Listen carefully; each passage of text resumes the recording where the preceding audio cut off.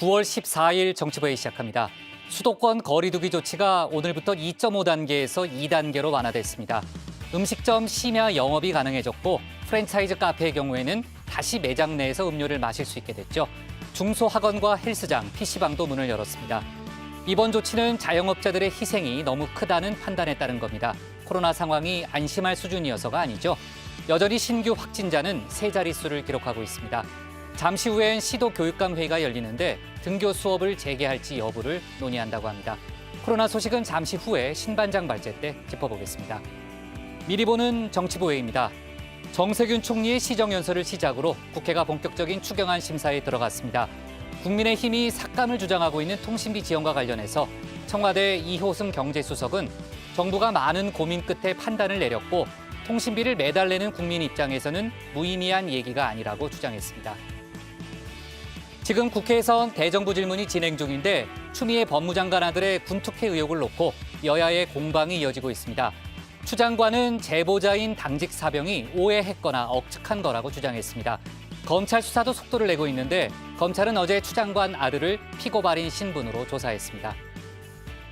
조금 전 들어온 속보인데요. 정의기억연대 의혹과 관련해서 검찰이 민주당 윤미향 의원을 횡령 등 혐의로 기소했습니다.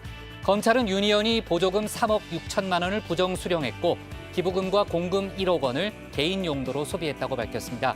윤미향 의원의 개인 반박문도 조금 전 나왔습니다. 오늘도 다룰 뉴스 많습니다. 내려가서 본격적으로 정치부 회의의 문을 열겠습니다.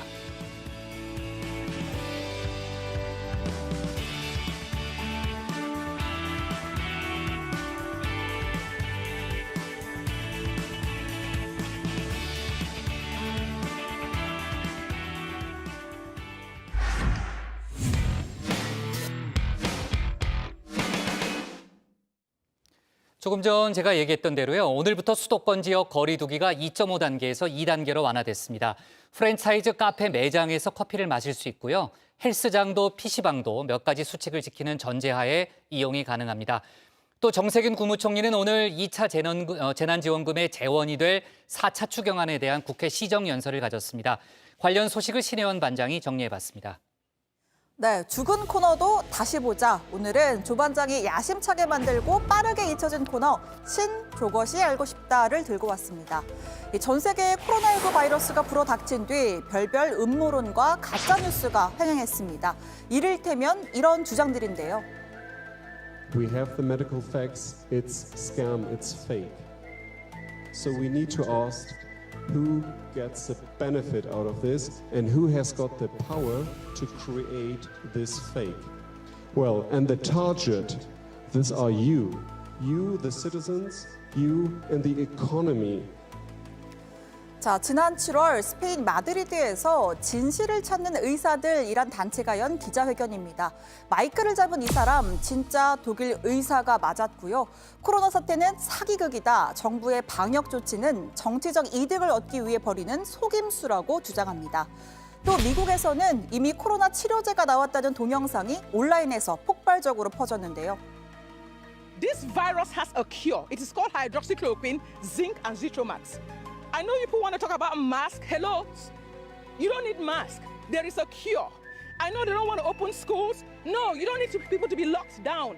There is prevention and there is a cure.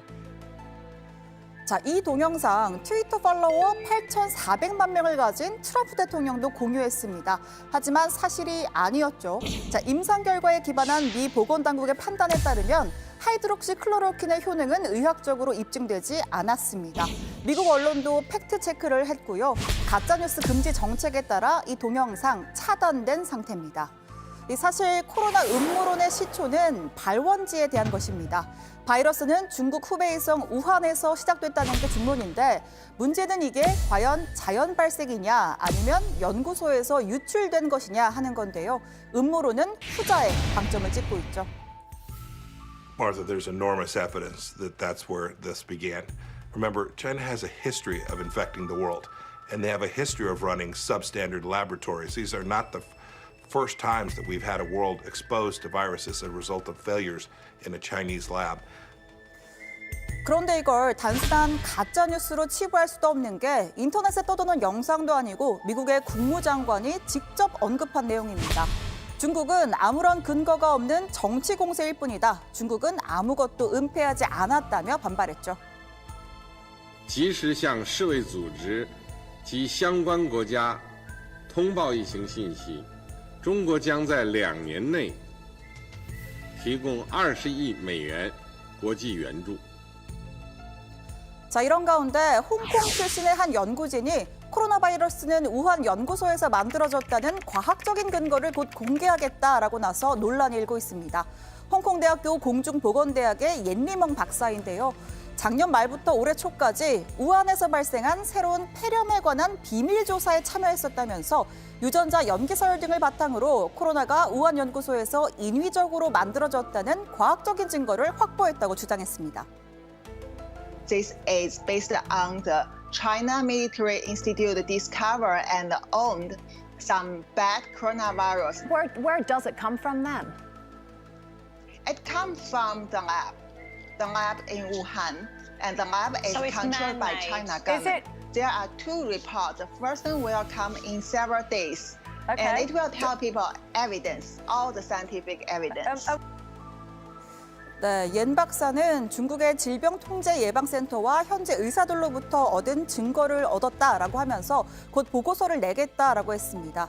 옌 박사는 지난 4월 미국으로 도피했고요. 중국 당국은 옌 박사의 주장을 전면 부인하면서 또 홍콩 대학교는 옌 박사와 관련된 모든 정보를 삭제했습니다. 자, 글쎄요, 이 옌 박사의 보고서가 어떤 파장을 불러올지는 좀 더 지켜봐야겠죠. 자, 지금부터는 국내 코로나19 소식입니다. 신규 확진자는 12일째 100명대 109명이 늘었는데요. 해외 유입을 뺀 국내 발생은 98명으로 이틀째 2자릿수를 유지했습니다.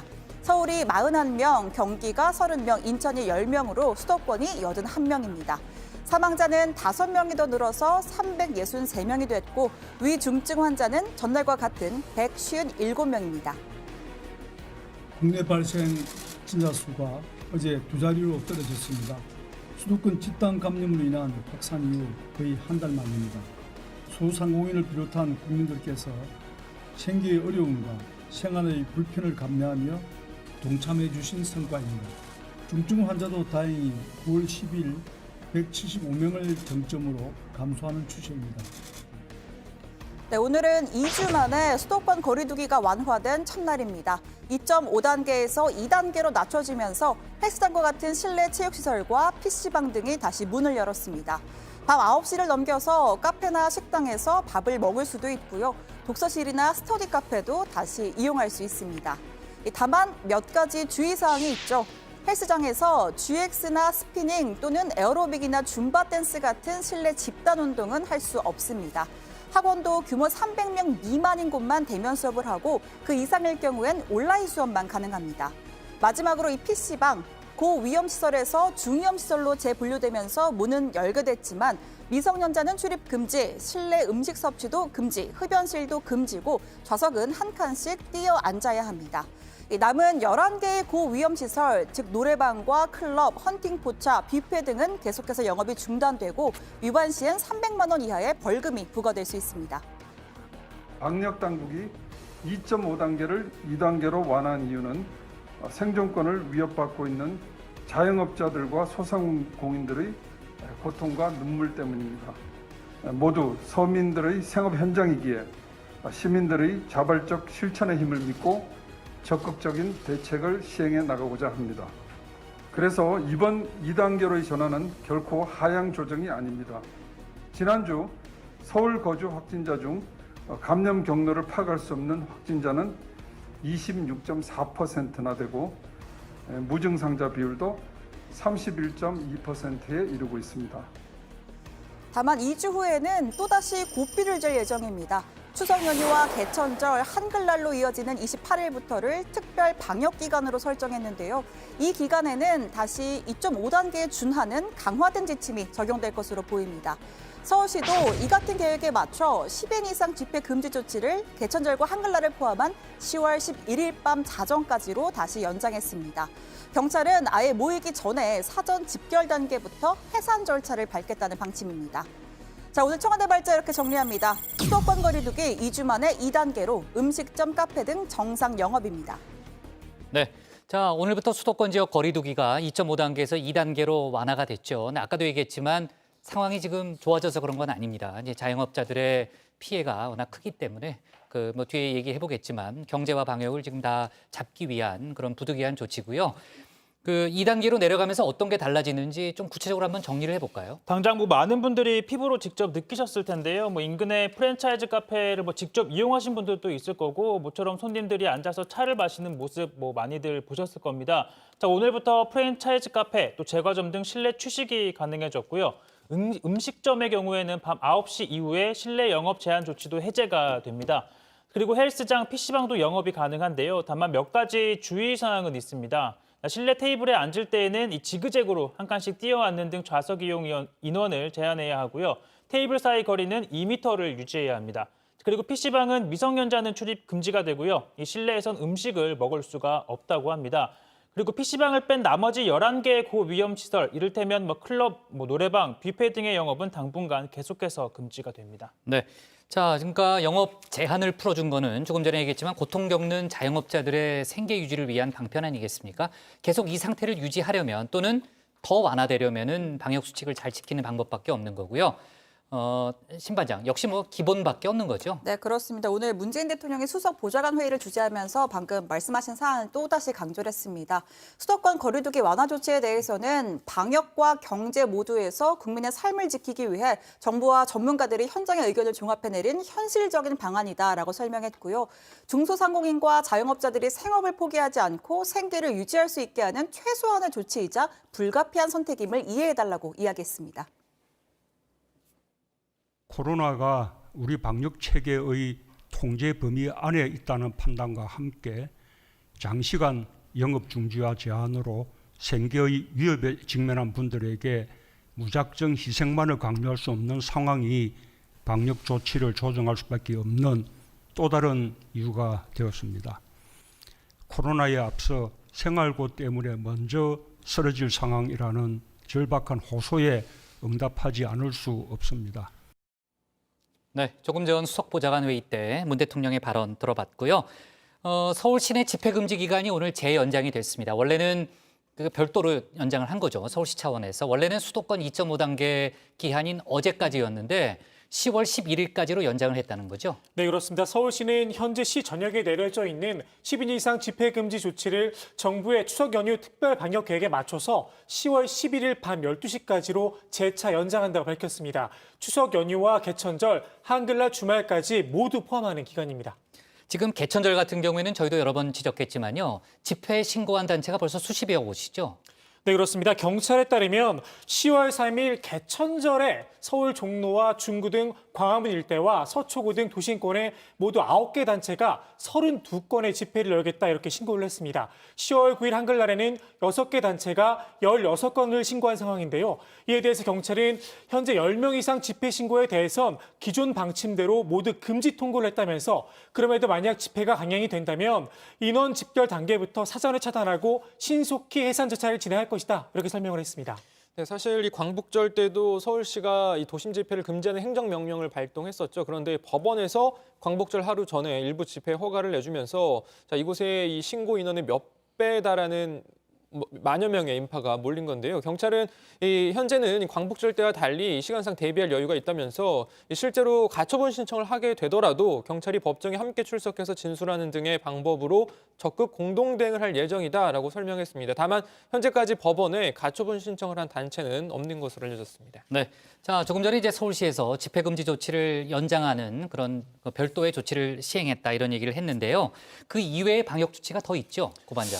네, 이른바 풍선 효과로요. 이 사람이 몰린 한강공원 통제도 계속됩니다. 전체 이용객의 3분의 1 정도가 찾는 여의도, 뚝섬, 반포 한강공원 이 세 곳은요.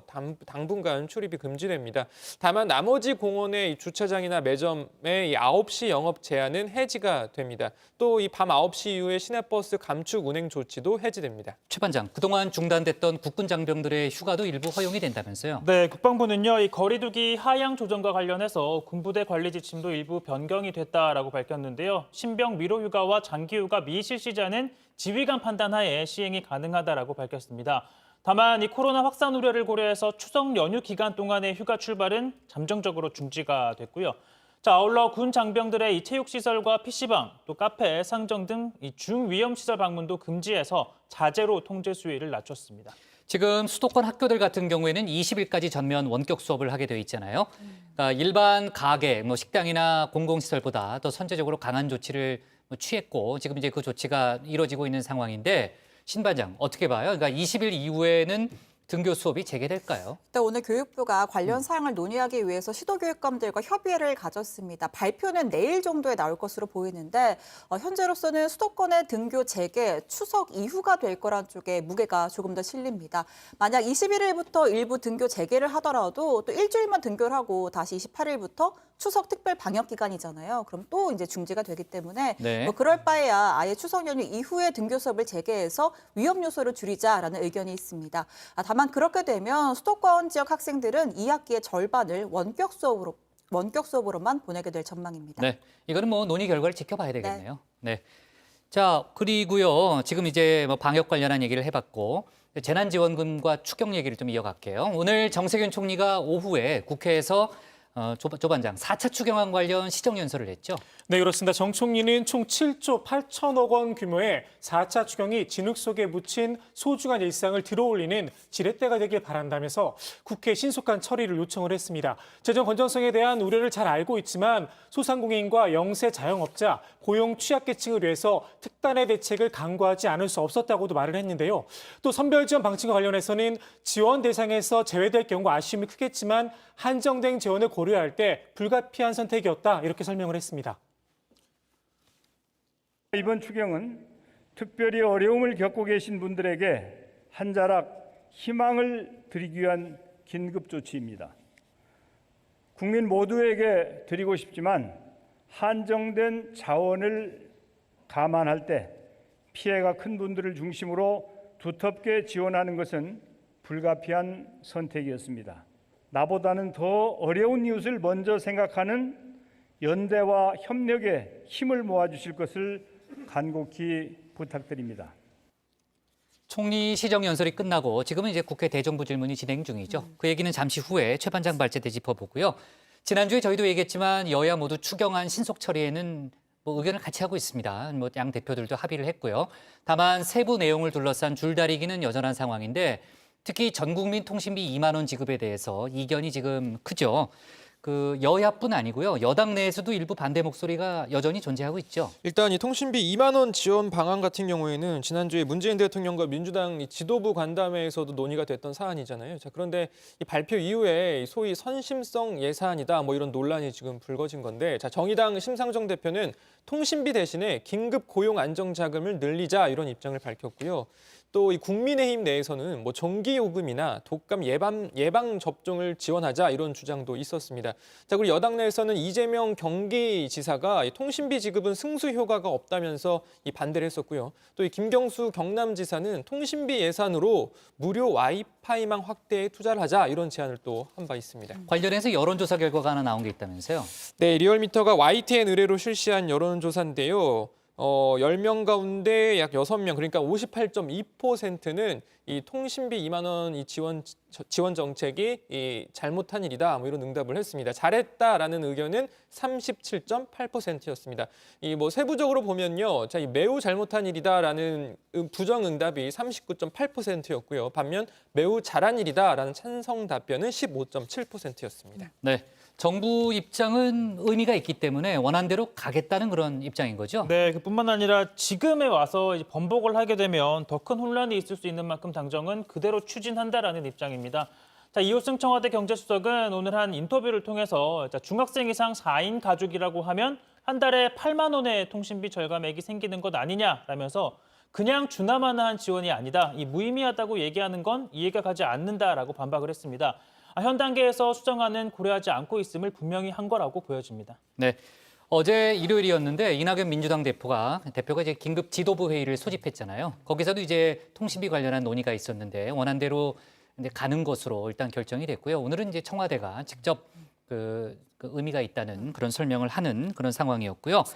참, 그리고 오늘 오후에 방역 당국이 실시한 2차 항체 조사 결과가 발표가 됐잖아요.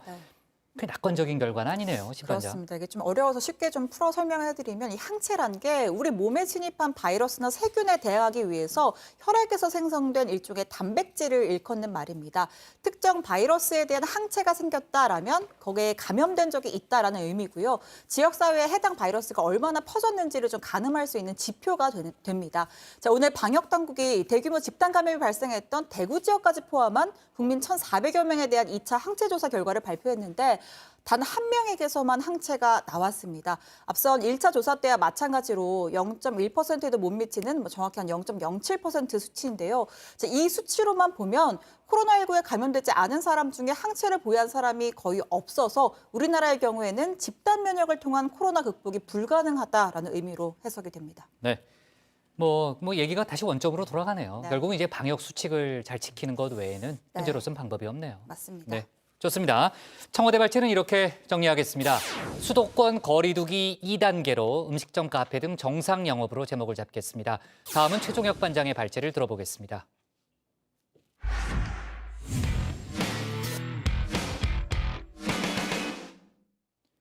오늘부터 나흘간 국회 대정부 질문이 진행됩니다. 첫날인 오늘은 정치 분야에 대한 질문이었지만 사실상 추미애 법무장관 아들의 군복무 특혜 의혹을 두고 여야 격돌이 벌어지고 있습니다. 민주당은 그동안 제기된 의혹들이 거짓으로 드러났다며 적극적인 엄호에 나섰고요. 야당은 추 장관의 사퇴와 함께 특임 검사를 도입할 것을 요구했습니다. 최 반장 발제에서 관련 논란 자세하게 짚어보겠습니다. 자, 그에 앞서 추미애 장관 어제 사과문을 발표했었는데요. 자, 이 여러모로 의미심장한 타이밍이었습니다. 자, 우선 정세균 국무총리가 저와 같은 국무위원의 자녀 문제로 국민들께 심려를 끼쳐드리고 있는 점에 대해서 참 민망한 생각을 가지고 있습니다. 네, 참으로 민망한 생각이라며 사실상 국정 운영에 부담으로 작용되고 있다는 점을 인정하고 난 다음입니다. 그리고 오늘부터 대정부 질문이 시작이 됐죠. 추 장관이 출석한 상태에서 야권의 집중 포화가 예상되는 만큼 그 전에 유감을 표명해 일종의 여론의 반전을 꾀한 차원으로도 풀이됩니다. 또 추미애 장관이 입장을 발표한 당일 이 추 장관 아들은 검찰에 출석해 조사를 받았는데요. 자, 추 장관은 아들의 특혜 의혹에 대해 절차를 어길 이유가 전혀 없었다라고 강조했습니다. 자, 이처럼 공교로운 타이밍과 메시지 내용에 야당 이렇게 주장합니다. 법무부 장관이 딱히 절차를 어길 이유가 전혀 없었다고 하면 수사하는 검찰은 그 말을 가이드라인으로 받아들이지 않겠습니까? 추미애 장관이 수사받고 있는데 추미애 장관의 영향력 하에 그것도 말 잘 듣는 부하 검사들이 하는 수사를 누가 믿겠습니까? 자, 추미애 장관은 아들이 입대 전 수술을 받았음에도 이 엄마가 정치적 구설에 오를까 걱정해 군을 기피하지 않았다라고 주장하면서 가족사를 꺼내 들었는데요. 남편은 교통사고로 다리가 불편한 장애인이고 아들마저 수술을 받게 되니 왜 걱정이 되지 않았겠냐라는 겁니다. 자, 그럼에도 군을 믿고 모든 걸 맡겼다라고 했는데요. 자, 이 같은 입장에 대해 야당은요. 국민들은 공정과 정의를 묻는데 왜 추 장관은 심파로 고문서답합니까? 그러니까 아들에게 특혜가 있었는지 없었는지를 물었는데 왜 느닷없이 감성팔이를 하냐라고 되물은 겁니다. 자, 게다가 추미애 장관은 본인도 다리가 온전치 않다고 했는데요. 이 잘못된 상황 판단을 사죄하기 위해 삼보일배를 해 지금은 높은 구두를 신을 수 없을 정도라고 말입니다. 아시겠지만 노무현 전 대통령 탄핵에 찬성한 다음 역풍을 맞게 되자 광주에서 사흘간 삼보일배를 한 것을 말한 것인데요. 하지만 야당은 이렇게 말합니다. 온몸이 쑤셔도 새벽 첫 차를 타고 출근해서 하루하루를 힘겹게 견디는 국민들은 추 장관이 빼딱구두를 신는지 못 신는지 아무런 관심도 없습니다. 노무현 대통령 탄핵이나 노동법 개정 같은 중요한 정치적 순간마다 추 장관은 윗선과 바른 판단과 결정을 했습니다. 그건 소신이 아니라 아집과 독선이었습니다. 한마디로 천상천하 유화독존이었습니다. 자, 시쳇말로 안물안궁이라는 겁니다. 자, 그리고 이 국민의힘은 지금 온 국민이 코로나19 바이러스와 사투를 벌이고 있는 가운데 또 다른 바이러스가 이 국민들을 힘들게 하고 있다라고 주장하는데요. 이 바이러스입니다. 아시다시피 우리 국민은 교육과 공무원 복무 불공정 논란에 대단히 민감을 갖다 합니다. 문재인 정부에서 법무장관이 불공정 바이러스 슈퍼 전파자가 되고 있습니다. 전 법무장관은 교육, 전 법무장관은 군공부 불공정 특혜로 민심의 영리를 건드리고 있습니다. 자, 이건 야당의 입장이었고요. 자, 여당은요, 추미애 장관의 입장을 두고 정반대의 해석을 내놨습니다. 우리가 충분히 알지 못했던 가족 이야기와 자, 그러니까 아픈 가족사를 어렵게 꺼내줬다는 겁니다. 자, 그동안 공개 발언은 아껴왔던 이낙연 대표까지도 이렇게 직접 나서서 적극적인 대응에 나선 건요. 말씀드린 것처럼 오늘부터 시작되는 대정부 질문에서 이 야당의 공세가 예상되는 만큼 사전에 차단하기 위한 것으로 풀이가 됩니다. 당 소속 의원들의 노력으로 사실관계는 많이 분명해졌습니다. 정치권은 정쟁을 자제하면서 검찰의 수사를 돕고 그 결과를 기다리는 것이 옳다고 생각합니다. 그러나 야당이 정치 공세를 계속한다면 우리는 사실로 대응하고 차단할 것입니다. 자, 당 소속 의원들의 노력, 그 최전선에 있는 사람이 바로 김종민 최고위원이죠. 그는 이 추 장관 아들의 부대 배치 청탁은 있을 수 없는 일이라고 주장했습니다. 자, 왜냐면요, 추 장관 아들이 신병 교육대를 수료한 2017년 1월엔 추 장관이 야당 대표였다라는 점을 강조했습니다. 그러니까 힘 있는 여당 대표도 아니고 야당 대표가 무슨 청탁이 가능했겠냐라는 뜻으로 풀이됩니다. 게다가 당시 추미애 대표는 군을 향해서 현담 최종적으로 배움령까지도 준비하고 있다는 정보도 돌고 있습니다. 자, 군을 향해서 이렇게까지 말한 상황이었는데 어떻게 국방부에다가 아들 자대 배치 문제를 얘기할 수 있었겠냐는 겁니다. 그 당시 민주당과 국방부 간에 큰 갈등과 신경전이 아주 예민했던 시기입니다. 그런 시기에 야당 대표가 아들 문제를 가지고 국방부 혹은 군에 어떤 청탁을 했다. 도저히 상식적으로 납득할 수 없는 그런 의혹입니다. 자, 오늘 대정부 질문은 2시 조금 넘어서부터 본격적으로 시작이 됐는데요. 자, 등판 주자들을 보더라도 여야가 공수 대결을 단단히 벼르고 있구나 하는 해석이 나왔습니다. 자, 공격에 나서는 국민의힘에서는요, 경찰, 검찰, 판사 출신 의원들을 앞세웠습니다. 지난 12월 인사청문회에서 장관님은 아들의 휴가 연장에 관여하지 않았다고 말씀하셨습니다. 그렇습니다. 근데 병가 조치 면담 기록을 보면은 부모님이 국방부에 민원을 넣은 것으로 확인이 되고 있습니다. 제가 국방부 민원실에 전화한 사실은 없습니다. 또 문헌 그대로 네. 보면은요, 그 부모님께서 민원을 넣은 것으로 확인이라고 명확한 문구가 아니 그 확인이라는 게 그러니까 그 아들로부터 그런 말을 들었음을 거기다가 썼다는 그 말 같습니다. 자, 그럼 공격에 이은 수비, 이 민주당에서는요, 그동안 그야말로 추미애 수호대라고 해도 과언이 아닐 정도로 추 장관을 엄호해온 인사들을 내세웠습니다. 아이가 영어 실력이 괜찮죠? 영국 유학했죠? 스포츠 마케팅 했죠? 네. 만약에 면접 시험 봤으면 제가 봤을 때는 통역병으로 뽑혔을 것 같은데 오히려 뒷뽑기로 불이익 당한 거 아닙니까? 충분히 해낼 수 있는 그런 능력을 가진 아이입니다. 제 아이인 줄 알아보고 저희 아이 전공도 잘 알고 있었고 제 아이인 줄 먼저 알아보고 군 내부에서 원래 정상적인 방식을 바꿔서 제비뽑기로 떨어뜨렸다라는 사실도 이번에 알았습니다. 엄마로서 참 마음고생이 심하실 텐데 힘내십시오. 네, 추미애 장관은 오늘 정치 분야에 이어 17일 교육, 사회, 문화 분야 질문 때 또 직접 국회에 나오는데요. 그 첫 번째 라운드 오늘 대정부 질문 주요 내용은 자리에 들어가서 좀 더 전해드리겠습니다. 자, 오늘 발제 이렇게 정리합니다. 김종인, 추미애 불공정 바이러스 슈퍼 전파자, 이낙연 정치 공세 단호히 차단입니다.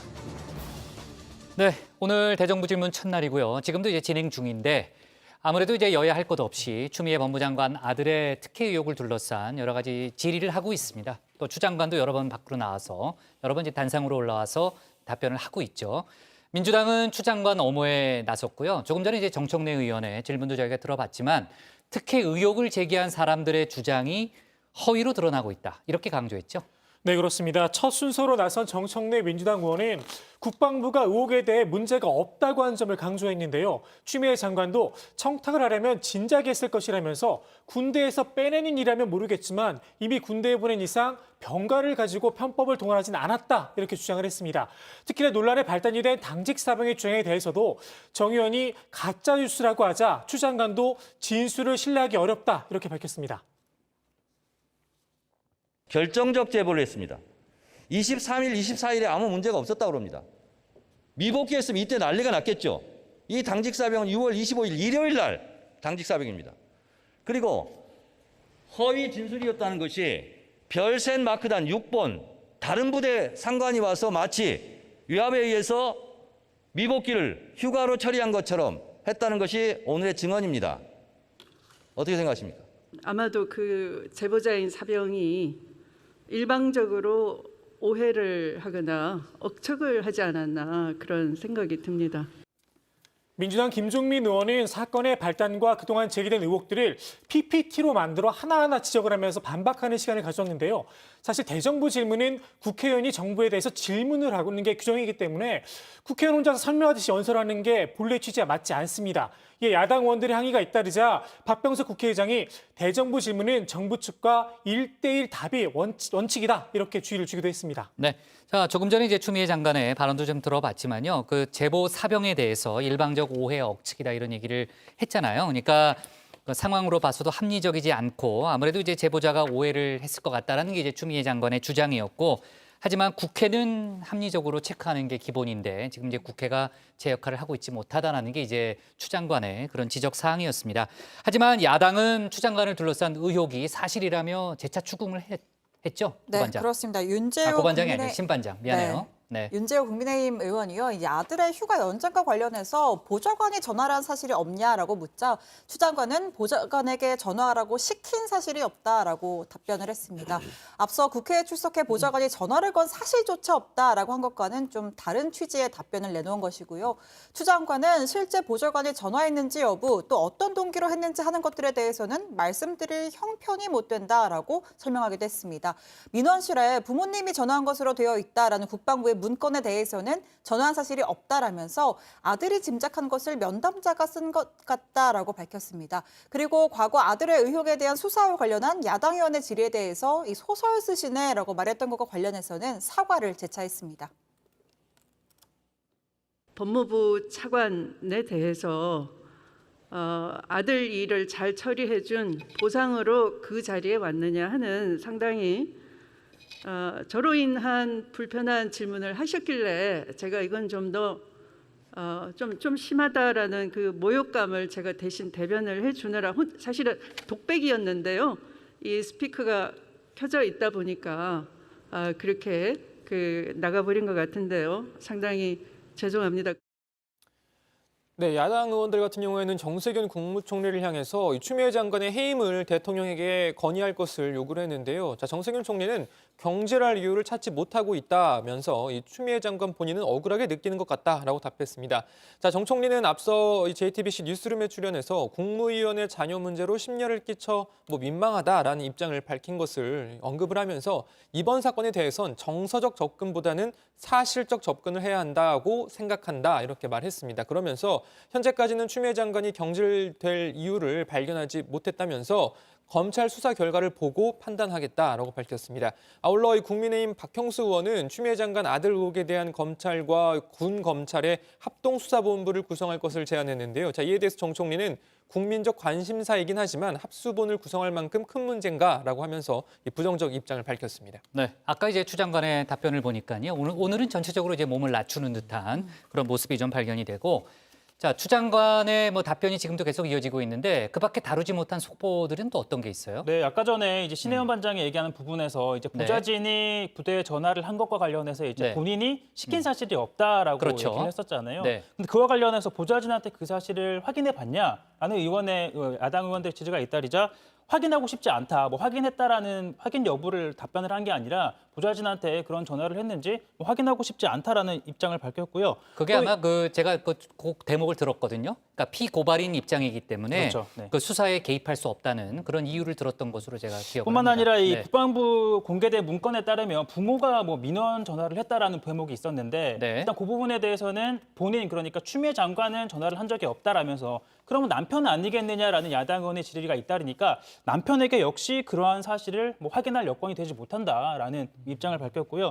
뿐만 아니라 지금 검찰 수사가 진행 중이긴 한데 이제 검찰이 부르면 추미애 장관 뭐 공개적으로 출두를 할 것이냐라는 질문에 대해서 일단 뭐 검찰의 소환 수사 자체는 검찰이 정할 입장이긴 하지만 공개적으로 부른다면 출두해서 수사를 받겠다라는 입장을 밝혔습니다. 말씀하신 것처럼 뭐 야당에서는 뭐 특검을 해야 한다, 뭐 특임 검사를 임명해야 한다라는 요구를 했는데 추 장관은 뭐 아들과 관련해서는 뭐 구체적인 증거가 없기 때문에 특검사는 아니다라는 입장을 분명히 밝혔습니다. 네, 자, 뭐 추 장관은 오늘도 이제 검찰 개혁과 관련된 여러 가지 얘기를 했고요. 조금 전에 이제 최 반장이 얘기했으니까 이제 검찰 수사 얘기로 좀 이어가 볼게요. 지금 관련 수사가 서울 동부지검에서 9개월째 진행 중인데 검찰이 어제 추 장관 아들을 불러서 조사를 했다는 거죠? 네, 어제 아들이 서모 씨를 피고발인 신분으로 불러서 조사를 했습니다. 지난 1월 이 서울 동부지검에 사건이 배당된 지 8개월 정도 만이고요. 자, 검찰은 서 씨를 상대로 2017년 6월 휴가에서 복귀하지 않은 상태에서 이 당시 추미애 장관 보좌관에게 휴가 연장 문제와 관련해 좀 본부대에 전화를 해달라고 부탁을 했느냐 뭐 이런 것 등을 조사한 것으로 전해집니다. 서 씨 측은 당시 위법한 사실이 없었다라는 취지로 진술한 것으로 알려졌는데요. 일단 각종 검찰 수사 절차에 대해서 최대한 협조를 하고 있다라고 전했습니다. 자, 그에 앞서 검찰은 그제는요, 그제죠 12일엔 추 장관의 전 보좌관도 불러서 조사를 했다라고 밝혔습니다. 네. 주요 관련자들의 소환 조사가 잇따르고 있으니까 아마 검찰이 그 이른 시일 내에 결론을 내려고 하는 것이 아닌가라는 그런 생각은 들고요. 지금 국민의힘이나 국민의당 같은 야권은요, 추 장관 거취 관련해서 문 대통령이 결단을 해야 한다. 그러니까 이제 추 장관을 해임해야 된다. 그런 주장을 하고 있는 거죠. 네, 그렇습니다. 김종인 국민의힘 비대위원장은 문 대통령이 추 장관을 둘러싼 논란에 대해서 아무런 입장을 내놓지 않고 있다는 점을 문제 삼았는데요. 법무부 장관의 불공정 특혜 논란의 최종 종착역은 대통령이라면서 의도된 침묵으로 사태를 더욱 악화시키면서는 안 된다, 이렇게 지적을 했습니다.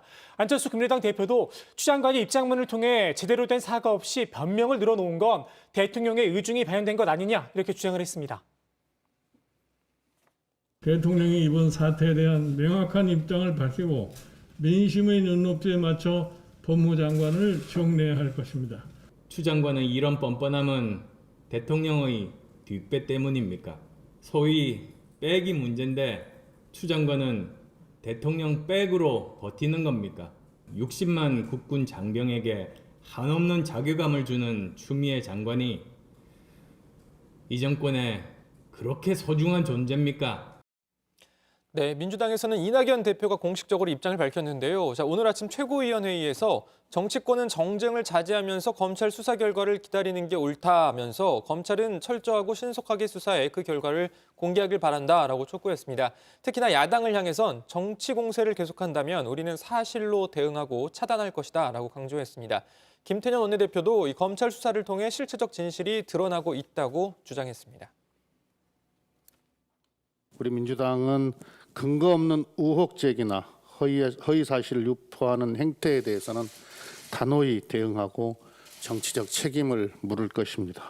많은 실체적 진실이 규명이 되었고 야당이나 일부 언론에서 제기됐던 여러 의혹들은 모두 사실이 아니고 진실이 드러나고 있다. 많이 밝혀졌다, 이렇게 생각을 합니다.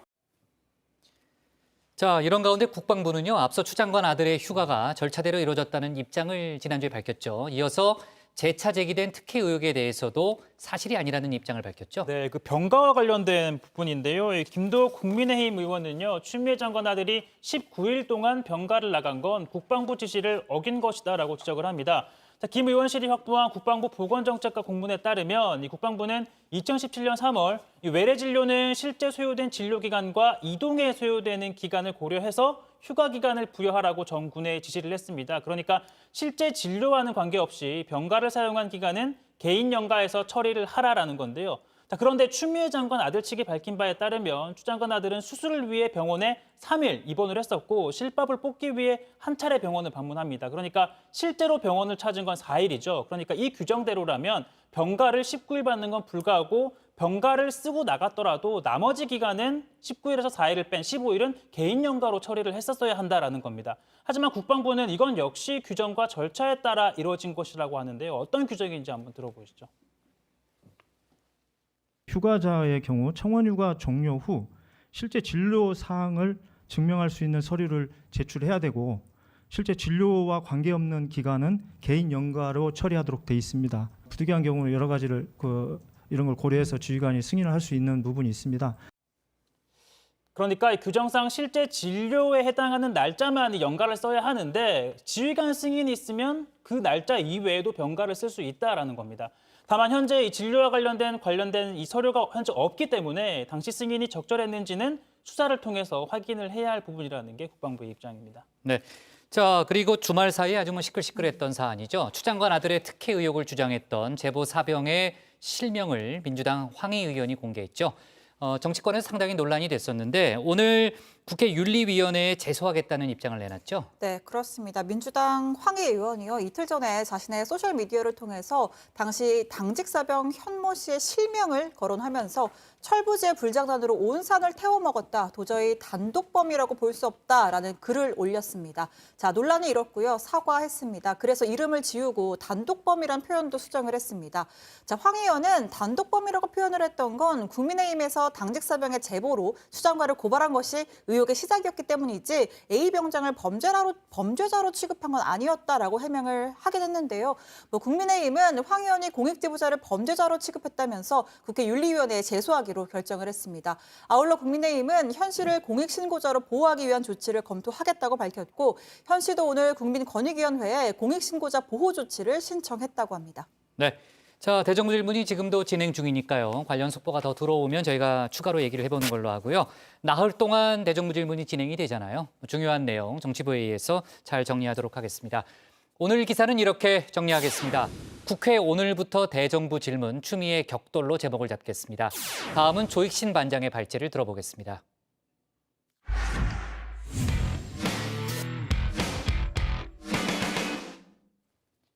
정부 의료 정책에 반대해 집단 행동에 나섰었죠. 의대생들이 동맹 휴학과 국가고시 거부 방침을 중단하기로 했습니다. 동맹 휴학에 나섰던 본과 3학년 이하 의대생들은 휴학계를 철회하고 학교로 복귀할 예정입니다. 문제는 본과 4학년생들인데요. 집단 행동은 중단한다고 밝혔지만 국가고시에 응하겠다는 뜻은 아니라고 선을 긋고 있습니다.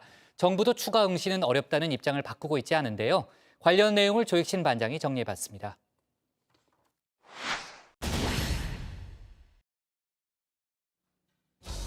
의사 국가고시를 집단으로 거부했었죠. 본과 4학년생들이 어제 단체 행동을 잠정 유보하겠다는 뜻을 밝혔었는데요. 오늘은 아래 학년들이 동맹 휴학을 중단하겠다 이렇게 선언을 했습니다. 정부의 의료 정책에 반대해 학교를 떠났던 학생들이 한 달 만에 학교로 돌아가게 된 겁니다. 문제는 졸업 앞둔 본과 4학년생입니다. 단체 행동은 중단했지만 그렇다고 국시에 응시하겠다는 입장을 낸 것도 아닙니다. 이후 행동 방침에 대해서는 추후 논의 후 발표할 예정이라 이런 모호한 자세를 취했습니다. 국시를 치르지 않으면 내년까지 1년을 기다려야 합니다. 그런데 정작 당사자들은 큰 문제가 아니라고 생각하는 듯 싶습니다. 적어도 지도부는 말입니다. 잠정 유보 결정이 국시 응시를 거부한 의대생들에게 국시를 응시할 수 있는 기회를 제공해달라고 요구하는 것은 아닙니다. 저희는 국시에 응시할 기회를 달라고 먼저 부탁하지 않을 것입니다. 하긴 이제와 국시를 보겠다 쉽지 않은 상황입니다. 이미 정부는 수차례 부재는 어렵다는 입장을 밝혔습니다. 그럼에도 기자들의 숙명이라고 해야 할까요? 정부 입장 또다시 물었습니다. 그것도 이틀 연속 말입니다. 정부 입장은 이미 밝혀드린 바와 동일합니다. 사실 거의 일주간 반복해서 동일한 말씀을 드리고 있는 중입니다. 다시 한번 반복해서 말씀드리면 우선 의대생들은 스스로 국가시험을 거부하고 있는 상황이며 국가시험을 응시를 하겠다라고 하는 의견을 받은 바는 없습니다. 이어진 답변도 아마 알고 계실 것 같습니다. 설령 응시를 하겠다 요청이 있더라도 국시를 미루는 건 형평성과 공정성에 위배되는 측면이 있다 때문에 국민들의 동의와 양해가 있어야 한다는 겁니다. 혹시 모를 질문에 대비한 걸까요? 이런 이야기도 꺼냈습니다. 국민들의 양해의 방법에 대해서 정부가 거론하는 것은 적절하지 않다고 판단합니다. 앞서 최대집 대한의사협회장은 국시는 정치적으로 해결해야 할 문제다 이렇게 밝혔었죠. 정치에서 중요한 요소 가운데 하나가 바로 타이밍입니다. 의대생들이 국시를 보고 싶은 마음이 조금이라도 있다면 이 타이밍을 놓치고 있는 게 아닌가 싶기도 합니다. 사과는 빠를수록 좋은데 말입니다. 정치권에서 타이밍하면 이분을 빼놓을 수 없습니다. 민심을 읽는 동물적인 감각을 자랑하죠. 바로 이재명 경기지사입니다. 의사고시를 거부한 의대생 구제는 원칙적으로 허용하지 말아야 한다는 입장을 냈습니다. 특혜이자 특례라는 겁니다. 예외 조건도 내걸었습니다. 충분한 반성과 사죄로 국민 정서가 용인이 가능한 경우에 한정해야 한다는 겁니다. 이제 사과가 아니라 사죄를 하라는 겁니다. 의대생 지도부의 생각과는 괴리가 큽니다. 저희도 사실 지금 상황에서는 크게 볼 생각도 없는데 오히려 우리를 시험 보게 하려면 본인들이 사과를 하셔야 우리가 시험을 보는 게 아닌가 그런 의견이 많았습니다. 여권에선 전공의와 의대생을 한 묶음으로 보는 시선도 있습니다. 진료를 거부했던 전공의에 대한 분노 그대로 의대생들에게 투사를 한 겁니다. 이분처럼 말입니다. 의사 국가고시 어떻게 정리해야 됩니까? 그분들이 이제 뭐 집단적인 그 행동을 하는 것까지는 이해가 가는데 최소한도 지켜야 될 마지노선이 있거든요. 응급실하고 중환자실은 안 한다. 그건 절대로 안 되는 선입니다. 의사로서의 본질을 완전히 망각한 일이라서 그거는 정말로 용납할 수 없는 일이죠. 그걸 가지고 이제 시험을 거부한다 글쎄요. 우리 국민들은 시험 거부한 사람을 구제해줘서는 안 된다는 정서가 훨씬 많을 겁니다. 정치는 타이밍이기도 하지만 생물이기도 합니다. 상황은 언제든 바뀔 수 있습니다. 이번 의정 합의서를 만들라고 지시한 장본인이죠. 이낙연 더불어민주당 대표가 아직 당의 공식 입장을 밝히지 않고 있습니다. 이번 합의를 이끈 만큼 퇴로를 열어줄 가능성도 있어 보입니다. 다만 의대생들이 경우에 맞는 자세와 입장을 먼저 취해야겠죠. 다시 한번 말씀드리지만 의대생들이 국시에 응한다는 전제 하에서 말입니다.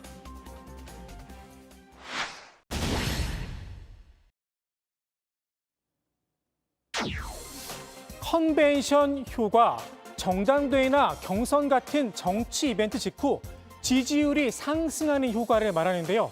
지난 1일 더불어민주당의 이낙연 지도부가 들어섰죠. 그런데 당 지지율은 보시는 것처럼 오르기는커녕 하향세입니다. 지난주 금요일 조사 결과 국민의힘과 지지율 격차가 오차 범위 내에서 0.3%포인트까지 좁혀졌습니다. 사실 이번 민주당 전당대회 코로나19 여파와 어데나 어차피 대표는 이낙연이란 대세론 탓에 국민들의 관심을 끄는데 실패했습니다. 오히려 이상직, 김홍걸 의원이 세간의 구설에 오르면서 이딴 악재만 주목을 받는 모습입니다. 이낙연 대표가 결국 칼을 빼들었습니다. 이상직 의원의 이름을 직접 거론하며 공개 메시지를 낸 겁니다. 우리 당 이상직 의원이 창업주인 이스타항공 사태에 대해 우려가 제기되고 있습니다. 이 의원께서는 창업주이자 국회의원으로서 책임을 갖고 국민과 회사 직원들이 납득할 만한 조치를 취해 주시기 바랍니다. 당은 이스타항공의 문제를 파악하고 있습니다. 앞서 신동근 최고위원이 나서 한 차례 경고 신호를 줬었죠. 우리 당 국회의원이 이스타항공 창업주였던 만큼 더 책임 있는 자세로 이 사태에 대처할 필요가 있습니다. 이스타항공이 250억 임금을 체불 중이고 더구나 고용보험료 5억 체납으로 고용유지 지원금조차 받지 못하고 있는 상황이 가슴 아프게 합니다. 김현미 국토교통부 장관도 이 의원의 책임을 지적했습니다. 이스타가 가지고 있는 지배구조의 문제라든가 또 M&A 결정하고 난 이후에 처신이라 그럴까 이런 거에 대해서 상당한 문제가 있다라고 생각이 됩니다. 그래서 그런데 이상직 의원이 내놓은 답변, 본인 재산은 32평, 아파트가 전부라는 겁니다. 이 집도 세금 납부를 위해 담보로 제공을 했고 가지고 있는 이스탄공 주식도 이미 지난 6월에 다 내놓기로 했다는 설명입니다. 노조는 못 믿겠다는 입장입니다. 미국에서 골프 유학 중인 아들의 한 학기 학비만 6천만 원에 이른다고 날을 세웠습니다. 그 돈은 어디서 나냐는 겁니다. 이상직 의원이 실제로 그동안 뭐 수없이 많은 페이퍼 컴퍼니와 뭐 이런 것들을 만들고 없애는 과정에서 엄청나게 많은 재산을 빼돌렸다라고 보는 거죠, 저희. 논란이 수그러들기는커녕 오히려 커지자 이 대표가 직접 총대를 메고 나선 겁니다. 한때 4주택자였던 걸로 확인이 됐죠. 재선 신고 누락 논란을 빚은 김홍걸 의원에 대해서도 우회적으로 옐로 카드를 꺼내 들었습니다. 4.15 총선에서 당선되신 여야 국회의원 가운데 총선 당시 신고한 재산과 지금의 신고 재산 사이에 차이가 나는 경우가 드러나고 있습니다. 그 가운데는 규정의 변화 등 설명 가능한 경우가 많은 것 같습니다. 그렇지 않은 경우에는 중앙선관위가 여야를 막론하고 철저히 조사해서 응분의 조치를 취하기 바랍니다. 당도 선관위의 조치를 부합하며 대처하겠습니다. 김대중 전 대통령의 삼남이란 정치적 상징성을 감안하더라도 도를 넘어섰다고 판단한 듯합니다. 가지 많은 나무에 바람 잘 날 없다는 말이 있죠. 가지치기에 나선 이낙연 대표, 효과가 좀 있을까요? 오늘 국회 발제 이렇게 정리합니다. 의대협, 국시 응시 부탁 안 해. 이재명, 국시구제 사죄해야. 네. 자, 의대생들이 이번 집단 행동을 이제 최종적으로 중단을 했잖아요, 최 반장. 중단한 배경은 뭡니까? 앞서 이 대한의과대학 그리고 의학전문대학원 학생협회는요, 이 동맹휴학의 중단 조건으로 이 보건의료정책 상설 감시기구 설치를 내세웠습니다. 자, 의대협은 전국 의과대학 교수협의회와 함께 상설 감시기구를 발족시켰다며 목적을 달성했다라고 밝혔습니다. 자, 그러면서 이 수기 끝에 선배 의료인과 합심해 의정 합의문의 성실한 이행을 지켜봐야 한다는 데 뜻을 모았다라고 했는데요. 자, 또다시 국민의 건강권을 위협하는 정책이 강행된다면 언제든 단체 행동을 불사할 것이다라고 강조하기도 했습니다. 최 반장, 보건의료정책 상설감시기구라고 했잖아요. 조금 전에. 뭐 하는 역할이에요? 네, 기본적으로는요, 행정부와 입법부가 이 의정 합의를 성실히 이행하는지 감시하는 역할을 맡는다고 합니다. 더불어 이번에 이슈가 됐죠. 이 지역 의료 불균형과 필수 기피 과목 등 이 뭐 각종 문제를 해결하고 또 대한민국 의료를 정상화하기 위한 능동적 정책 제안 기구로서의 역할도 수행하도록 한다라는 구상인데요. 아울러 당체 행동과 협상 과정에서 드러난 의료계 내 소통, 또 행정관리 구조를 철저히 분석해서 의사와 의대생의 목소리를 반영할 수 있는 공식력 있는 기구로 만든다라는 계획입니다. 네. 자, 그리고 오후에 들어온 속보죠. 정의기억연대 전 이사장인 윤미향 민주당 의원이 기소가 됐다는 거죠. 네, 그렇습니다. 서울 서부지방검찰청은 윤미향 의원을 사기와 횡령 등 6개의 혐의로 불구속 기소했다고 밝혔습니다. 검찰은 윤미향 의원이 한국정신대 문제대책협의회 직원 2명과 공모해서 2014년 1월부터 2020년 4월까지 여성가족부 등 이 정부 사업에 거짓으로 인건비 등을 신청해서 모두 이 6,500여만 원을 부정 수령했다고 밝혔습니다. 그리고 위안부 할머니 쉼터주택을 고가로 매수해서 손해를 입힌 혐의 등도 받고 있습니다. 검찰은 또 이 윤미향 의원이 등록하지 않은 단체와 개인 계좌 등으로 43억 원을 기부금품을 모집해서 이 기부금품법을 위반했다고도 판단했습니다. 검찰은 이 중 1억 원 상당을 또 윤미향 의원이 횡령한 것으로도 지금 보고 있습니다. 네. 그러니까 불법 수령한 전체 금액은 3억 6천여만 원이에요. 그리고 이제 그중에 1억여 원을 이제 본인이 별도로 이제 횡령했다 이렇게 검찰이 판단을 한 거고요. 지금 자녀 유학비나 부동산 구입에 정의연 돈을 갖다 썼다 이런 의혹도 있었는데 관련해서는 불기소 처분했죠. 네, 윤미향 의원이 자녀 유학비 비용과 개인 부동산을 정의연 이 자금을 횡령해 마련했다 이런 의혹이 있었는데 이에 대해서는 검찰이 불기소 처분을 내렸습니다. 그리고 이 부정회계 의혹에 대해서도 부실 허위 공시가 있었지만 관련 처벌 규정이 없어서 불기소 처분했습니다. 네. 자, 잠깐만. 윤미향 의원의 입장이 나온 게 있지 않아요? 예, 그렇습니다. 유니온이 이날 입장문을 내고 그 검찰이 기소한 내용에 대해서 조목조목 반박을 했는데요. 먼저 보조금 부정 수령과 사기 혐의 관련해서는 요건을 갖추어 보조금을 수령하고 집행을 했다면서 혐의를 부인했습니다. 개인 명의의 계좌로 모금한 금원도 모두 공적인 용도로 사용이 됐다면서 개인적으로 이용한 바 없다 이렇게 주장을 했습니다. 유니온은 국민 여러분께 심려를 끼쳐드려 죄송하다면서 재판에서 결백을 증명하겠다 이렇게 밝혔습니다. 네. 자, 검찰이 이제 유니온을 기소했고 또 유니온 본인도 이제 입장문을 냈기 때문에 앞으로 이제 재판에서 관련한 논란이 이제 공방이 벌어질 것으로 일단 예상이 됩니다. 자, 그리고요. 지난 4.15 총선에 불법 개입한 혐의를 받고 있는 일명 뭐 한밭집 브로커다 이런 얘기를 언론에서 많이 썼는데 유상봉 씨가 구속이 됐죠. 네, 그렇습니다. 유 씨가요, 지난 4월 총선에서 인천 동구 미추홀 1선거구에 출마한 무소속 윤상현 후보를 당선시키기 위해 허위 사실을 토대로 당시 경쟁 후보였던 미래통합당 안상수 후보를 검찰에 고소한 혐의를 받고 있습니다. 인천지법은 어제 영장실질심사에서 유 씨가 도주할 우려가 있다면서 구속영장 발부했고요. 심사를 마친 뒤에 유 씨는 윤상현 의원과 선거 개입 관련 논의를 했는지를 묻는 질문에 당연히 논의했고 4번이나 만났다라면서 윤상현 의원의 관련성을 주장했습니다. 같은 혐의를 받은 유 씨의 아들과 유니온의 4급 보좌관 A 씨도 지난 10일 영장실질심사를 받고 구속이 됐죠. 한편 윤상현 의원은 앞서 관련 의혹이 보도된 MBC PD수첩에 대해서 허무맹랑한 거짓말을 사실 확인조차 없이 보도했다면서 엄정한 민형사상의 조치를 취하겠다라는 입장을 밝힌 바 있습니다. 네. 자, 만취 상태에서 운전하다 치킨을 배달 중이던 50대 가장을 치어 사망하게 했죠. 을왕리 음주운전 사고 가해자, A 씨라고 보통 부르죠. 오늘 인천지법에서 영장실질심사를 받기 위해 출석했죠. 네, 최근에 굉장히 국민적인 공분을 산 사건인데 그렇죠. 이 A 씨의 영장실질심사 오후 2시 반부터 시작됐습니다. 유치장에서 나와서 이 차량에 탑승하기 전에 잠깐 모습을 드러냈는데 이렇게 검정 롱패딩을 입고 있었죠. 취재진의 질문에 답변을 하지 않고 지나쳤습니다. A 씨는 사고 후에 구조 조치를 왜 하지 않았는지, 피해자에게 할 말은 없는지 등의 일체의 질문에 침묵을 했습니다. A 씨는 지난 9일 새벽 인천 중구 을왕리에서 술을 마시고 차량을 운전하다가 중앙선을 넘어서 반대 차선에 있던 오토바이를 들이받았습니다. 당시 A 씨의 혈중 알코올 농도는 면허 취소 기준인 0.1%를 넘어선 상태였고요.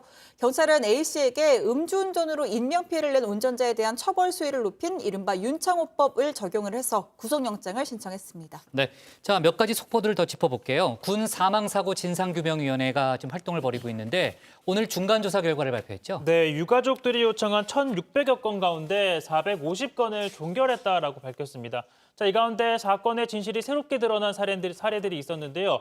헌병대에서 맞아 구타로 사망했지만 병사로 처리된 사건, 또 총기 자살로 결론이 내렸지만 사실은 오발 사고였던 사례 등을 발표했습니다. 자, 군 사망사고 진상규명위는 활동 기한 3년, 이 한시기구로 2018년 9월에 출범을 했는데요. 사건 진정 접수 시한은 오늘까지입니다. 자, 위원회 측은 앞으로 조사가 필요한 사건만 1,100여 건에 이르지만 활동 종료 시한은 1년밖에 남지 않았다며 이 조사 기한 연장이 필요하다라는 입장을 밝혔습니다. 네. 자, 얼마 전에 이제 조반장이 발제했던 내용이죠. 디지털 교도소가 무고한 피해자를 만들고 있다는 비판이 있었잖아요. 오늘 방송통신심의위원회가 긴급 심의를 했는데 사이트 전체 차단은 어렵다는 결론이 났다면서요? 네, 그렇습니다. 방심위 통신심의 소위는 디지털 교도소 내 불법 정보 양이 자체 기준인 75%를 넘어서지 않는다면서 사이트 접속 차단은 어렵다 이렇게 판단을 했습니다.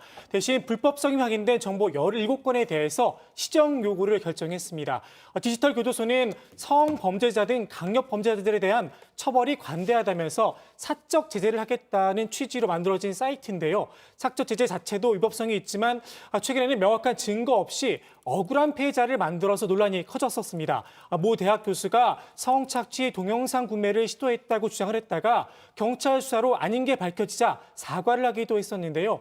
사이트 운영진은 경찰이 명예훼손 등의 혐의로 인터폴과 공조수사를 벌인다는 사실이 알려지자 사이트를 폐쇄하고 잠적한 상태였는데 지난 11일 2대 운영자를 자처한 사람이 이대로 사라지기엔 너무나 안타까운 웹사이트다라면서 운영을 재개하겠다 이렇게 밝힌 겁니다.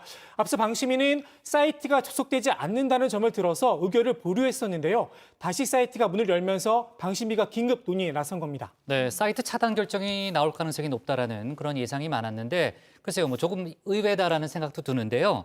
조반장, 심의위원들은 뭐라고 설명을 합니까? 5명의 심의위원 중에서 3명은 차단하지 말자, 2명은 차단하자 이런 의견을 냈는데요. 심영섭 위원은 디지털 교도소가 사적 보복이라는 범법 행위를 저지르는 사이트는 많지만 사이트 전체를 차단할 때는 원칙을 가지고 적용해야 한다 이렇게 밝혔습니다. 현재 명백한 법률 위반 정보는 전체 89건 중 일부라면서 이 정도면 공적인 목적을 위해 사이트를 운영할 수도 있도록 두는 게 낫다 이렇게 설명을 했습니다. 강진숙 위원도 사이트 전체를 차단한다면 과잉 규제 논란이 있을 수 있다면서 불법 정보에 대한 개별 심의를 진행하면 된다는 입장을 밝혔습니다. 반면에 사적 심판으로 개인의 희생이 있을 수도 있지만 사회적 환기점도 공유해야 한다는 의견도 있었는데요. 반면 김재영 위원은 선한 의도가 선한 결과로 이어지진 않는다면서 특정인을 범죄자로 취급하는 건 법치주의를 무력화하는 행위다. 애견되는 피해의 무거움을 감안할 때 접속 차단이 필요하다 이렇게 강조했습니다. 네, 좋습니다. 국회 발제 바로 정리할게요. 의대협 국시응시 부탁 안에 이재명 국시구제 사죄해야로 제목을 잡겠습니다. 다음은 고석승 반장의 발제를 들어봅니다.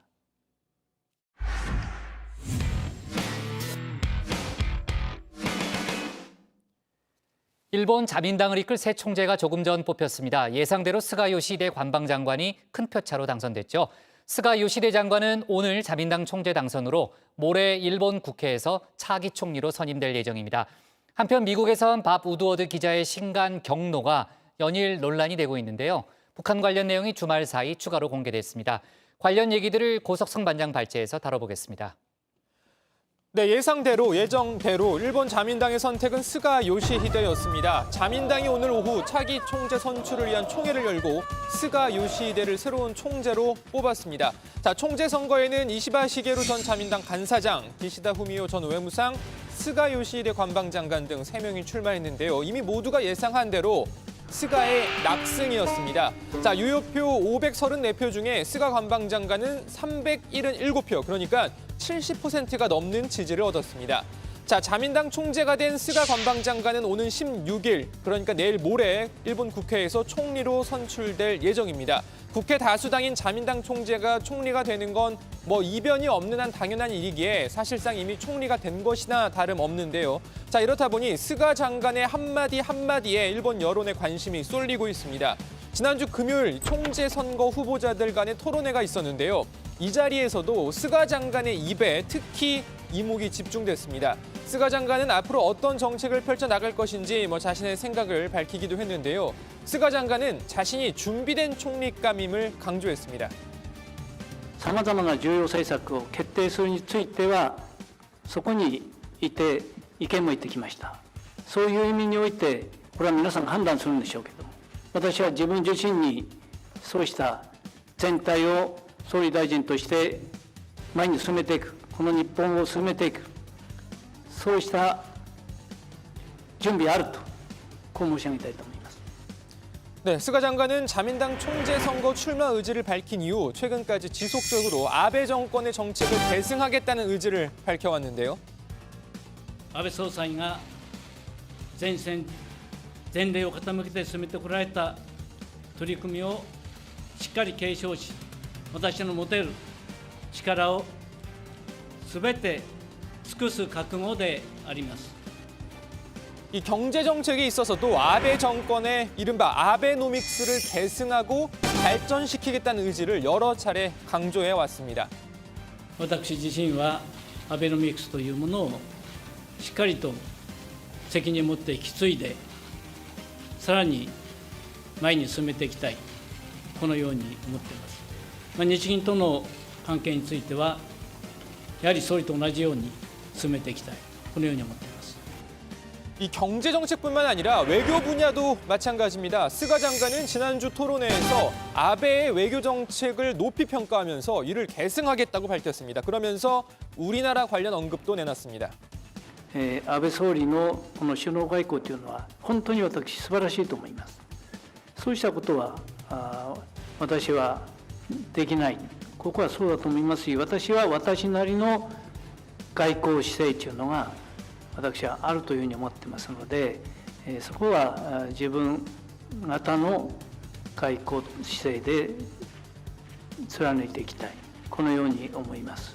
中国、韓国をはじめして近隣諸国、それぞれなかなか難しい問題はありますけれども、二者択一ということでなくて、戦略的にこうした国々ともしっかり付き合いをし、常に意思疎通は行うことができる、そうした外交を進めていきたい、そういうふうに思います。 네, 우리나라와 소통을 하겠다고는 하지만 아베 정권을 계승하겠다는 입장을 공식적으로 밝힌 만큼 한일 관계에 큰 진전은 없을 가능성이 크다는 게 전문가들의 분석입니다. 특히 이 스가 관방장관은 그동안 한일 관계와 관련해서 이른바 각종 망언들을 내놓은 바 있습니다. 무엇보다 안중근 의사와 관련된 망언들이 논란이 됐습니다. 안중근については犯罪者である韓国政府に対してこれまでも伝えてきております。初代の内閣総理大臣が殺害をされた、死刑判決を受けた、テロリストである、このように私どもは認識をいたしております。 네, 일제의 식민지배 만행에 대한 반성이 있다면, 부끄러움이 있다면 저런 소리는 못했을 텐데 말이죠. 자, 이뿐만이 아닙니다. 독도 영유권과 관련해서도 그리고 위안부 피해자와 관련해서도 스가 관방장관은 여러 차례 망언을 내놓은 바 있습니다. 자, 스가 장관은 오늘 관방장관으로서 마지막 정례 기자회견을 가졌는데요. 장관직을 그만두고 싶었던 적이 있었느냐라는 질문에 그런 적이 몇 번 있었다 이런 답도 했다고 합니다. 자, 일본 이야기는 들어가서 조금 더 해보고요. 미국으로 가보겠습니다.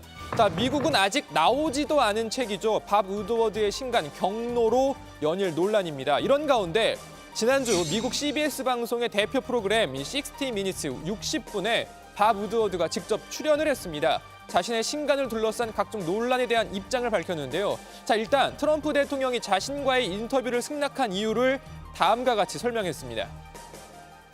I think he realized that the first book, Fear, in 2018 was true.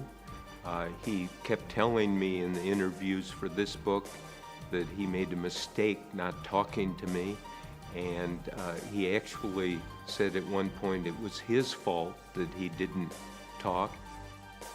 자, 그러면서 우드워드는 트럼프 대통령이 여러 차례의 인터뷰에 적극적으로 임했고 밤 10시가 넘은 늦은 시간에 먼저 전화를 걸어와 인터뷰를 하기도 했다라고 말했습니다. 자, 그러면서 트럼프 대통령과의 인터뷰 한 대목을 들려줬습니다. Mr. Woodward, the president. Hi, Bob. President Trump, how are you? How are you? I'm turning my recorder on here as I always do. 자, 이 밥 우드워드는 시리아와 한국 등에서 미군을 철수하겠다고 트럼프 대통령이 명령했을 때 매티스 국방장관 등 안보 관계자들의 반응이 어땠느냐라는 질문에 이렇게 답했습니다. They fought him, and there are long scenes and meetings about, particularly Mattis saying on troops, you know, we need allies. They're essential. You can't go through life without allies as individuals and as a country. 자, 그리고 밥 우드워드의 인터뷰와 별도로 책 내용도 추가로 계속 공개되고 있는데요. 김정은 북한 국무위원장 관련 내용이 눈에 띕니다. 2018년 3월 폼페이오 당시 CIA 국장이 국무장관으로 지명된 상태에서 북한을 방문한 바 있었죠. 당시 폼페이오와 만난 김정은 위원장이 우리는 전쟁에 매우 가까워졌다라는 말을 했다고 합니다. 그리고 나서 폼페이오 장관이 한국에 따르면 당신이 비핵화 의지를 갖고 있다고 하는데 사실이냐라고 묻자 김정은 위원장은 그렇다라고 하면서 나는 아버지다. 나는 내 아이들이 남은 인생을 핵무기를 짊어지고 가기를 원하지 않는다라고 답했다고 합니다. 우드워드의 책 내용에 따른 재구성입니다. 자, 그 외에도 흥미로운 이야기가 많은데요. 들어가서 좀 더 이야기해보죠. 일단 오늘 발제 이렇게 정리합니다. 일본 자민당 새 총재의 스가 요시히데 모레 차기 총리로 선출. 네. 자, 아베 입이라는 별칭을 갖고 있던 스가 요시히데 관방장관이 이제 총리가 되네요. 네, 좀 그 얘기는 뒤에 좀 해보고요. 밥 우드워드 기자가 직접 방송에 출연해서 아까 이제 잠깐 봤지만요. 트럼프 대통령을 신랄하게 비판했네요. 네, 그렇습니다. 밥 우드워드는 해당 인터뷰에서 트럼프는 대통령직에 어울리지 않는다고 말을 했습니다. 우드워드는 각종 증거를 토대로 트럼프가 대통령에 맞지 않다는 결론을 내렸다면서 트럼프 대통령은 대통령직을 수행하면서 항상 문 밖에 폭탄이 있는 것 같다 이렇게 말을 했지만 트럼프 대통령 바로 자신이 폭탄이다 이렇게 강조를 했습니다. 네, 그러니까 국방장관 등 안보 관계자들이 트럼프 대통령에 대해서 혹평을 해왔다는 거죠. 그렇습니다. 우드워드는 트럼프 대통령이 주재한 국가안보회의를 마친 뒤 매티스 당시 국방장관과 댄 코츠 국가정보국장이 나눈 대화를 옮겼는데요. 직접 들어보시죠. After a national security meeting, Mattis and Coates would talk. Can you believe what's going on here? And at one point, Mattis said, the president has no moral compass. And Dan Coates said, the president does not know the difference between the truth and a lie. 진실과 거짓의 차이를 모른다는 건 정말 혹평이네요. 네. 자, 북한 관련 추가 내용, 공개된 내용을 좀 살펴보면은 오바마 전 대통령이 트럼프 대통령에게 북한이 제일 위험하다 이런 조언을 했다고요. 네, 우드워드에 따르면 오바마 전 대통령이 백악관을 떠나면서 트럼프 대통령에게 북한은 당신에게 가장 크고 위험한 이 제일 시간을 많이 잡아먹는 문제가 될 것이다 이런 조언을 남겼다고 합니다. 대통령 취임 직후인 2017년 1월에 트럼프 대통령이 매슈 포틴저 당시 국가안전보장회의 아시아 담당 선임 보좌관을 불러서 대북 전략을 논의했다고 하는데 그 자리에서 이 오바마 전 대통령이 이 같은 조언을 공개했다고 합니다. 이 당시 포틴저 보좌관은 트럼프 대통령에게 북한을 핵 보유국으로 인정하는 방안부터 미국 CIA의 비밀 작전이나 군사 작전으로 정권을 교체하는 방안까지 모두 9가지의 방안을 제안했다고 합니다. 그리고 2달 후인 2017년 3월에 트럼프 대통령이 선택한 대북 전략은 최대 압박 전략이었는데요. 그러니까 북한에게 핵무기를 가지면 더 큰 비용을 치러야 한다는 인식을 줌으로써 이 비핵화를 달성하는 방안이었다는 겁니다. 그러니까 이후에 이제 북미 간의 압박 작전 이후에 이제 북미 간의 대화가 진행됐고 북미 정상회담까지 성사가 됐잖아요. 그 과정에 이제 우리나라의 역할이 컸고 트럼프 대통령도 그를 잘 알고 있었다는 거죠. 네, 마찬가지로 밥 우드워드의 경로에 실린 대목인데요. 우리 정부가 2018년 6월 첫 번째 북미 정상회담에 물꼬를 트는 데 역할을 했다는 내용이 실려 있습니다.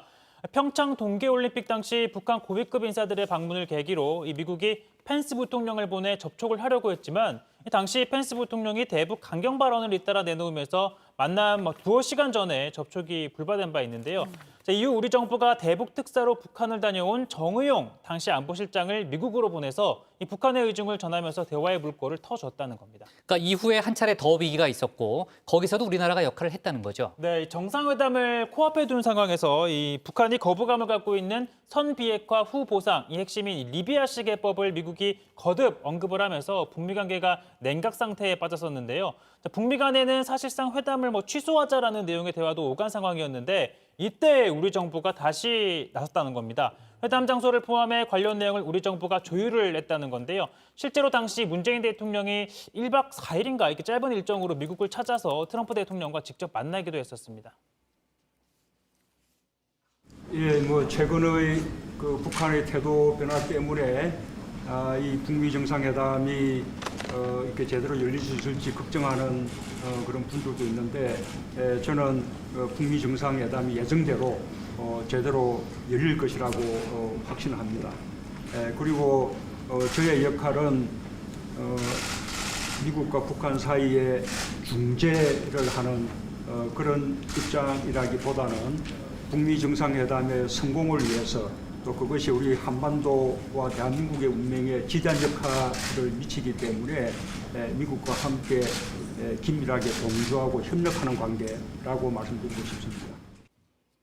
그리고 그 뒤에 최종적으로 싱가포르에서 첫 번째 북미 정상회담이 열린 거죠? 그렇습니다. 밥 우드워드가 2018년 6월 싱가포르에서 열린 첫 번째 북미 정상회담 관련해서 트럼프 대통령이 보인 반응도 책에 담았습니다. 트럼프 대통령은 회담 당시에 싱가포르 현지를 찾은 전 세계의 취재진을 보면서 말도 안 된다, 아카데미 시상식보다 많은 취재진이다 라며 내 인생에서 가장 큰 규모의 취재진을 본 순간이다 라고 이야기했다고 합니다. 그 책에는 트럼프 대통령의 김정은 위원장에 대한 인물평도 담겼죠? 네, 김 위원장에 대해서 이 트럼프 대통령이 교활하면서도 술수가 뛰어나고 매우 영리하다, 그리고 알다시피 매우 거칠다라는 평가를 내놨다고 합니다. 자, 트럼프 대통령은 그러면서 나는 김정은 위원장이 거래하는 유일한 사람이다. 그는 다른 어떤 사람과도 거래하지 않는다라고 했고요. 그러면서 나만큼 김 위원장을 잘 아는 사람이 없다. 이런 취지의 이야기도 했다고 합니다. 우드워드가 트럼프 대통령에게 김 위원장과의 간의 관계는 위험한 관계다라고 지적을 하니까 트럼프 대통령은 예전보다는 훨씬 덜 위험하다. 왜냐하면 그가 나를 좋아하기 때문이다. 우리는 서로 잘 지낸다라는 답변을 했다고 합니다. 네, 앞서 속보로 얘기했지만 스가 요시대 관방장관이 새 자민당 총재로 선출이 됐고 모레 이제 총리가 되는 거죠. 사실 이제 전에도 우리가 2위 싸움에 상당히 주목했잖아요. 기시다 후미오 전 외무상이 이시바 전 간사장을 눌렀습니다. 어쨌든 뭐 아까도 얘기했지만 아베의 입이 이제 다음에 총리가 됐는데 아베를 다 계승하겠다고 얘기를 하니까 일본이 뭐 크게 달라질 것 같지는 않아요. 그렇죠? 네, 좋습니다. 오늘 기사 제목은요 이렇게 정리할게요. 자민당 새 총재 스가 요시히데 모레 총리 확정으로 제목을 잡겠습니다.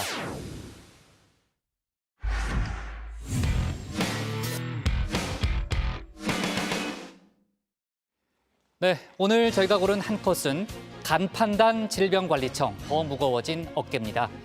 질병관리본부가 청으로 승격되면서 오늘 개청 기념식과 현판식을 가졌습니다. 새로운 배의 선장을 맡게 된 정은경 질병관리청장은 아직 태풍이 부는 바다 한가운데 있지만 선장으로서 동료로서 끝까지 항해를 마치겠다는 각오를 전했습니다. 잠깐 질병관리청이 걸어온 길을 보면요. 2004년 사스를 계기로 신설돼서 2015년 메르스 때 차관급으로 승격했고요. 이제는 독립외청이 됐습니다. 위상이 강화됐다는 건 거꾸로 감염병이 더 독해졌다는 뜻이기도 하죠. 코로나 극복과 함께 신종 감염병에도 철저히 대비해야 할 겁니다. 즉, 그들의 어깨는 한층 더 무거워졌습니다. 오늘 정치부에는 여기까지입니다. 저희는 내일 오후 5시에 다시 찾아뵙겠습니다.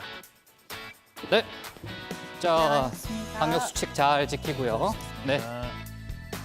뭐 일본